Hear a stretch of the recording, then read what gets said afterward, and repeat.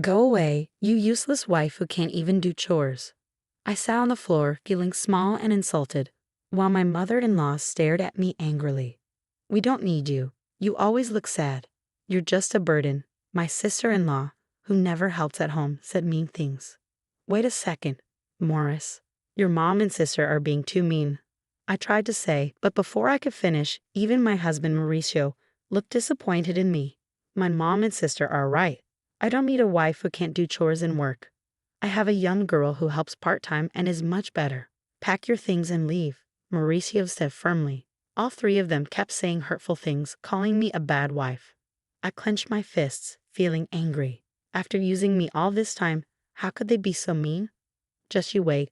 I'll make sure you all get what's coming to you. But I looked at the three of them and said without changing my expression, fine, I'll leave. The family that's been putting everything on me will see what happens next. My name's Eleanor. I'm 32 and a working wife. Nowadays, many women work after getting married. And I've kept working at the same company I joined after finishing college because I enjoy it. One morning, while I was getting ready for work, Mauricio asked me, "Hey Eleanor, can you handle this? Tax season is coming," and he handed me a bunch of receipts and invoices. Again, "You should handle the shop's accounting." Mauricio avoided eye contact. "You know I'm better at it, so please." I married Mauricio 5 years ago. He used to work at a restaurant where I'd sometimes go. After a few dates, we decided to get married. Now, Mauricio has his own cafe, but he leaves all the boring tasks like buying things and accounting to me. As I headed out the door, my mother-in-law said, "Eleanor, I want Chinese food tonight. Can you get the ingredients?" "No, you can do it when you get back. Also, Vivian and the kids are coming this weekend. Make sure you cook something they'll like," I reluctantly replied before leaving the house. When we got married, I wanted to live just with Mauricio, but he said we should live with his mom because he was worried about her being alone. So we moved to his big family house. My mother-in-law isn't good at cleaning, and the place was a mess when we moved in. She gets money from her pension but spends most of it eating out because she doesn't like cooking. Mauricio always says that housework is a woman's job, so even though I work too, I have to do all the chores for everyone in the family. On top of that, my sister-in-law, Vivian, who moved out after getting married, often comes back home with her kids. When she's here, I have even more work to do. This morning, when I heard she's coming back this weekend, I thought, oh no, not again. And then the dreaded weekend comes. I'd love to relax on my days off from work, but instead I have to take care of Vivian's kids and cook while rushing around.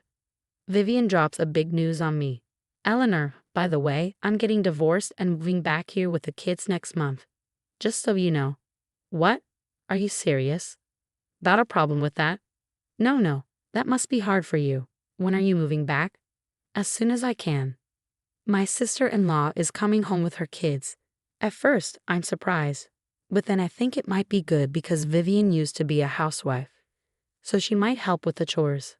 That would make my life easier. Even though we're not very close, I hope for less work and go on with my days. But I quickly realized I was wrong. Vivian, just like her mom, doesn't do anything. She spends all day watching TV and eating snacks. She doesn't work or help around the house. Her laziness with chores was one of the reasons for her divorce.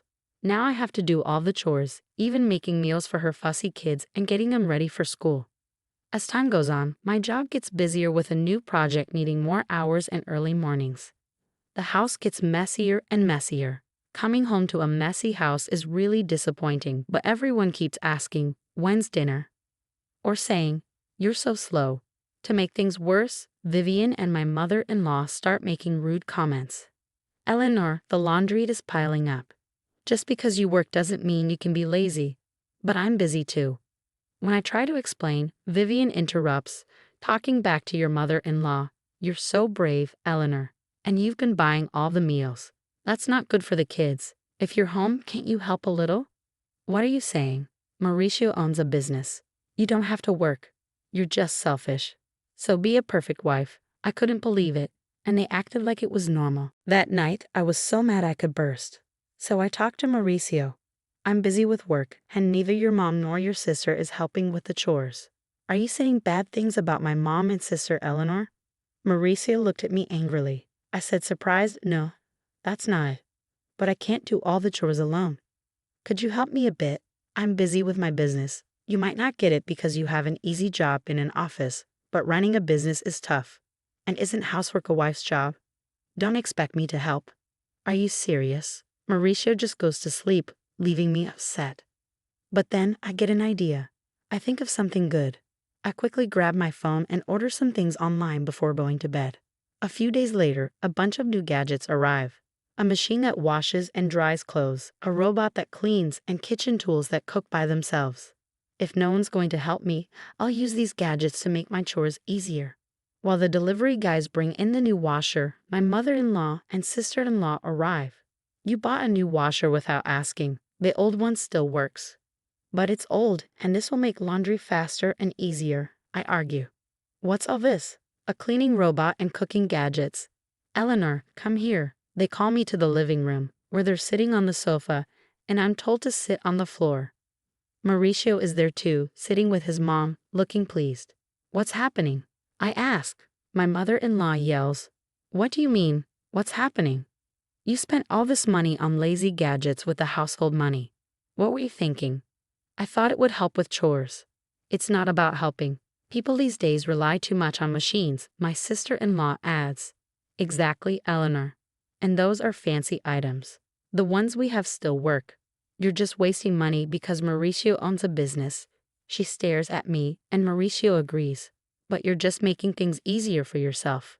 Can't you even do chores properly? I wanted to reply, look who's talking, but I stayed quiet. Finally, my mother-in-law, maybe tired of my quietness, snaps. If you can't do chores properly, you should leave. I stare at her in surprise. She stares back at me. We don't need you. Mauricio and I can manage without you. You always seem tired and unhappy. You're just a burden, my sister-in-law says like she's had enough. Hold on, Mauricio.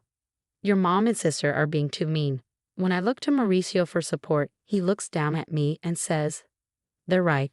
I don't need a wife who can't handle chores. I look at Mauricio in shock, but he just smirks. I'm a business owner and I can spend my money however I want. I don't need a wife who spends it to make her life easier. Why would you say that? And I've been getting along with a young part-time helper. She's pretty, unlike you. Pack your things and go. Shocked by Mauricio's words, all three start criticizing me, saying I'm a bad wife. I clench my fists in anger. After using me for so long, they say this to me. Just you wait, I'll make you sorry, but I stayed calm and said, okay, I'll go. Good will be better without you, my mother-in-law said meanly, and I quietly stood up and put something on the table. Mauricio, let's get divorced. It was a form for divorce that I had prepared earlier. Tired of everything. Okay, I'll sign it. But don't regret it later. Mauricio signed the papers, and I packed my bags and moved to a temporary apartment the same day. No one said goodbye to me. I handed in the divorce papers at City Hall and rented a new place. At the same time, I accepted a promotion at work that I had been turning down because of housework, and I became a department head. I was able to move forward in my career, which I had almost given up on, and I focused more and more on my job. Happy that nobody was there to hold me back, I felt relieved about a week after leaving. My ex-mother-in-law started calling, but I was busy and didn't want to talk to someone who had called me worthless. I kept ignoring her calls. A year later, on a day when I wasn't working, she called again. Thinking it was time to sort things out, I answered, hello? Ah, Eleanor, you finally picked up. Why did you ignore me for over a year? What do you want? Well, how are you? Are you okay? I replied honestly, I'm doing great. Working hard in my own place. I got a better job and more money. I'm living well. Really? Would you think about coming back? She sounded almost desperate, and I asked, surprised, why now? We're having problems. We're running out of money. I couldn't help but smile as I said, oh? Mauricio's cafe isn't even making $11,000 in profit. Huh. And neither you nor your daughter are working. So that makes sense. Eleanor, you knew? Yes, I knew. Mauricio's cafe was only making about $800 a month in profit.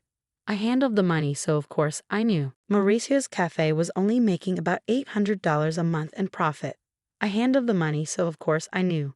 Mauricio acted like a big business owner but didn't manage things properly or take care of customers. So he probably didn't know. Of course I knew.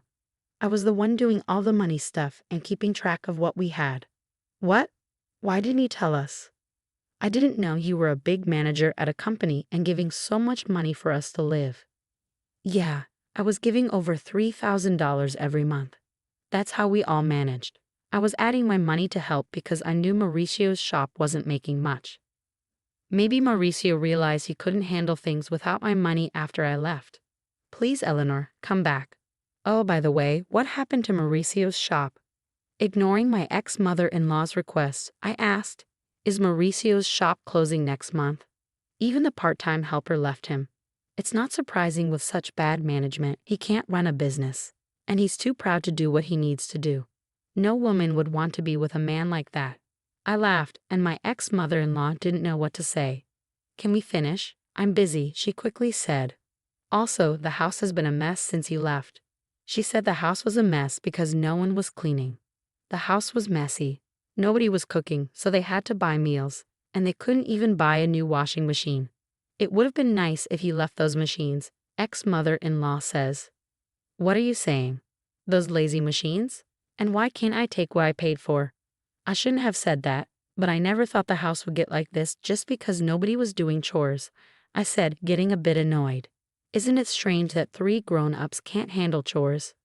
What are your daughter and Mauricio doing? She whispered. Well, Mauricio is sitting at home all day, doing nothing since he found out his shop isn't making money. He said he could spend his money however he wanted because he's a business owner. And Vivian won't work, no matter what I say. She doesn't do chores. And she even asks me for money for herself and her kids. My pension is running out. Really?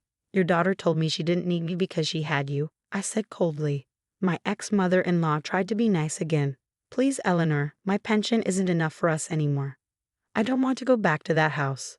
Your children are quite the freeloaders, aren't they? She didn't know what to say. As I was about to end the call, she kept talking. Eleanor will change. Please come back. Let's all be happy together again. Sure, be happy with a useless wife, I interrupted, and she struggled with her words but kept begging. I'm sorry for what I said. We're family. Help us. We can't even pay the taxes for the house. We'll have to sell it. I don't have to help you, and I don't want to. Figure it out yourselves. Goodbye from your useless wife. I hung up and blocked her number, ignoring her cries. Sipping my coffee in my tidy apartment, I chuckled. 3 months later, I happened to walk past Mauricio's cafe. It was closed. Even their house was sold. According to a neighbor I met, they sold the house and moved to a small apartment nearby. They caused trouble in the neighborhood, always fighting and making a mess. People complained a lot. They could have worked hard and taken care of their home. But they didn't, which wasn't surprising. I looked at their old house and walked away. Since then, I've focused on my work. Recently, a nice colleague told me he liked me, saying, I love how you work so hard. Let's date and maybe get married. I think my next marriage isn't far off, and this time, I'm excited to find happiness.